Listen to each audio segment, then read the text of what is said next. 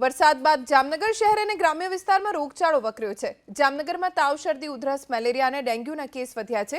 જીજી હોસ્પિટલમાં રોજ મેલેરિયાના 7 થી 8, ડેન્ગ્યુના 8 થી 10, તાવ, શરદી, ઉધરસના સરેરાશ 50 થી 60 કેસ આવી રહ્યા છે।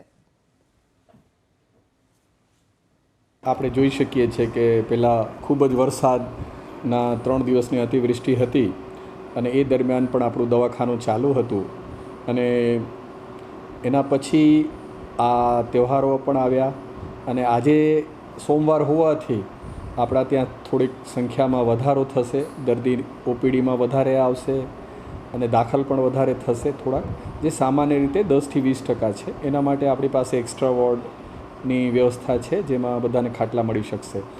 ઓવરઓલ જોઈએ તો આપણા ત્યાં સરેરાશ 500 550 જેવા દરરોજના મેડિકલ ઓપીડીમાં, એવી રીતે 250ની આજુબાજુ બાળકોની ઓપીડીમાં અને દાખલ થનાર દર્દીઓમાં 100ની આજુબાજુ પહોંચે છે મેડિકલમાં અને 75 થી 80 જેવા બાળકોમાં, જે વચ્ચેના અઠવાડિયામાં વરસાદ અને તહેવારોના લીધે થોડુંક ઓછું હતું પણ પાછું અગેન 80 થી 100ની વચ્ચે જઈ રહ્યું છે।